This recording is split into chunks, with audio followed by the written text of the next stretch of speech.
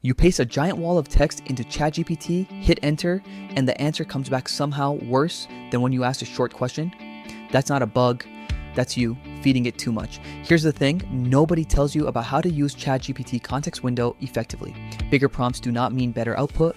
In plain English, the context window is just how much text the model can hold in its head at once, your prompt plus everything it's already said.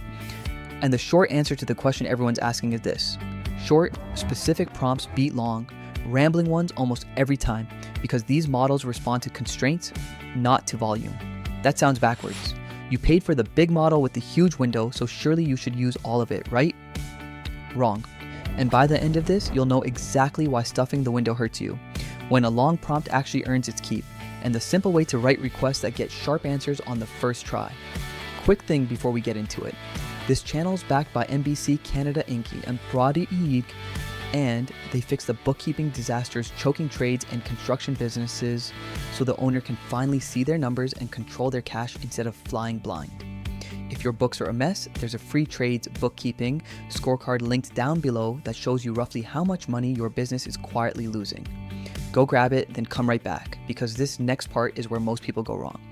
Let's kill the biggest myth first. People treat the context window like a suitcase. The bigger it is, the more they cram in, thinking a fuller suitcase means a better trip. That's the wrong picture entirely. A better picture is a spotlight. The model has a limited pool of attention, and every extra word you add spreads that attention thinner. When your prompt is 3 tight sentences, the model puts its full focus on exactly what you want. When your prompt is 9 paragraphs of background, half of it noise, that same focus gets smeared across the noise and the signal equally. It cannot tell your one important instruction from the 40 words of throat clearing around it. So the important instruction gets diluted. Think about what actually happens with a bloated prompt. You write, quote, "I've been thinking about this for a while, and honestly it's complicated. There are a lot of factors. Let me give you some background first," unquote, and then 300 words later you finally ask your question. The model has now spent most of its attention on the wandering intro. Your real question arrives late and lands soft. Now flip it. You write, quote, "Rewrite this email to a client to sound firm but polite. Cut it to 5 sentences, unquote, and paste the email." That's it. The model knows the goal, the tone, the length, and the material. Nothing to dilute. Sharp instruction in, sharp answer out. Same model, wildly different result, and the only thing that changed was you got out of your own way. But if short is so good, why does the window even go that big? Because there's one job where all that room genuinely matters, and I'll show you exactly where the line is. Long context is not useless. It's just misused.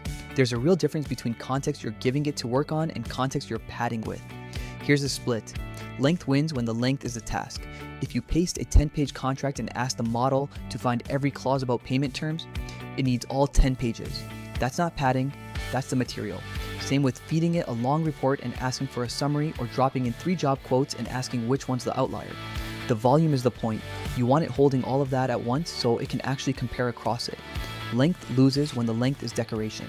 Long stories about your feelings on the project, repeated instructions you already gave, 3 versions of the same context because you weren't sure it heard you the first time. That's not material. That's fog. And the model wades through fog just as slowly as it reads real content, except fog leads nowhere. So the test is dead simple. Ask yourself, does the model need to read this to do the job? If yes, paste it. That's what the big window is for. If it's just you talking to feel understood, cut it. The model does not need your feelings. It needs your instruction and your material and nothing in between. That's the clean line. But there's a sneakier cost hiding in the long conversations you leave, running all day, and almost nobody sees it coming. Every message in a chat thread counts against the window. Not just your latest prompt, the whole conversation. So a thread you've been running for an hour is dragging its entire history along behind it, and the model rereads all of that every single time you send something new. Here's the worked example. Say you start a chat to plan a project. First few replies are crisp, then you go off on a tangent about scheduling, then a different tangent about a vendor, then back to the plan. 20 messages deep, you ask a simple question and the answer is suddenly mushy. Why? Because the model is now juggling the plan, the scheduling detour, the vendor detour, and every half-finished thought in between. The early stuff and the tangents are all still in the window, competing for that same limited attention. There's a phrase for what happens at the far end of a very long thread. The middle gets forgotten. Models tend to hang on to what you said most recently and what you said at the very start, and the stuff buried in the middle gets fuzzy. So if you dropped a crucial detail 12 messages ago, don't assume it's still sharp in the model's mind. It's technically in the window, but it's in the murky middle where attention goes to die. The fix is almost too easy. Start a fresh chat when you switch tasks. A new thread is a clean spotlight, no baggage. I know it feels wasteful to abandon a conversation, like you're throwing away work. You're not. You're clearing fog. And if you need something from the old chat, copy just that piece into the new one. Bring the material, leave the mess. So short prompts win, fresh threads win. But there's a place where being too short actually backfires. And if you overcorrect, you'll get answers just as useless as the bloated ones. This is the part people miss when they hear short is better. Short does not mean vague. Those are two completely different things, and confusing them is how you end up frustrated in the other direction. Watch the difference. Vague short is, quote, help me with my website, unquote. 4 words, and the model has no idea what you want, so it guesses, and you get generic filler. Specific short is, quote, write 3 headline options for a plumbing company homepage. Friendly tone, under 10 words each, unquote. Still short, but now every word is doing a job. Goal, quantity, industry, tone, length. The model has 0 room to guess wrong. The magic isn't fewer words, it's fewer wasted words. You want to be dense, not just brief. Pack the constraints in, strip the padding out. A great prompt reads like a good work order. Here's the job. Here's how I want it done. Here's the material. Go. And that's the whole game, honestly. Give it the constraints, not the volume. Tell it the length you want, the tone you want, the format you want, the audience. Constraints are gifts to the model. Every constraint removes a way for it to go sideways. People think they're being helpful by adding more explanation. You're being far more helpful by adding more boundaries. So we've got dense over long, specific over vague. Now let me show you the exact structure that puts all of this together, because there's a simple shape a good prompt wants to take. Every strong prompt has roughly 4 parts, and none of them are your life story. Role, task, constraint, material. That's it. Role is optional and short. Something like, quote, act as a bookkeeper, unquote. 1 line sets the frame. Task is the actual thing you want done, stated as a verb. Write, rewrite, summarize, compare, list. Constraints are your boundaries. Length, tone, format, what to include, what to leave out. And material is the stuff it needs to work on. Paste it at the end where it's easy to find. Let's build one live. Say you run a landscaping business and you want a follow-up email to a customer who ghosted a quote. Bad version, quote, can you help me write something to this customer? They didn't reply. I sent a quote last week and I'm not sure if I should follow up or wait, unquote. See how that ends in a question mark? You handed the model your indecision instead of a task. Good version, quote, write a short follow-up email to a customer who hasn't responded to a landscaping quote from last week. Friendly, not pushy. 4 sentences, 1 clear call to action. Here's the original quote, unquote, and then you paste it. Role skipped because it's obvious. Task, write a follow-up email. Constraints, short, friendly, 4 sentences, 1 call to action. Material, the quote. The model has everything and nothing to trip over. Notice the good version is barely longer than the bad one. It's not about writing less, it's about writing on purpose. Once you see this shape, you can't unsee it, and your hit rate on first try answers goes way up. That's the structure. But there's one more habit that quietly wrecks people's results, and it's the opposite of everything we've said so far. Here's the mistake that hides in plain sight. When an answer is wrong, people rewrite the entire prompt from scratch.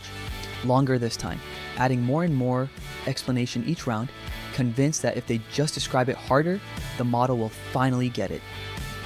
That's the restart trap. More words per attempt, more fog per attempt, and the answers keep drifting because you keep changing everything at once. You never learn what actually fixed it because you rewrote the whole thing every time. Do the opposite. Don't rewrite, adjust. If the answer is close but too long, just say, quote, cut it in half, unquote. Too formal? Say, quote, make it warmer, unquote. You're steering with tiny corrections, not restarting the whole car. This keeps the window clean and it teaches you which single lever moved the result. That's how you actually get good at this, one small nudge at a time. And if the thread's gotten so long that even nudges stop working, that's your signal. The window's clogged. Copy the last good answer into a fresh chat and start clean. You're not losing progress, you're carrying the material forward and dropping the fog behind you. Every single time, the clean start beats the clogged marathon. So we've laid out the whole picture. Short beats long, dense beats padded, specific beats vague, fresh threads beat marathons, and small nudges beat full restarts. The counterintuitive truth is that the giant context window is a tool for holding real material, not a license to talk more. Before I give you the one rule to walk away with, here's the honest part.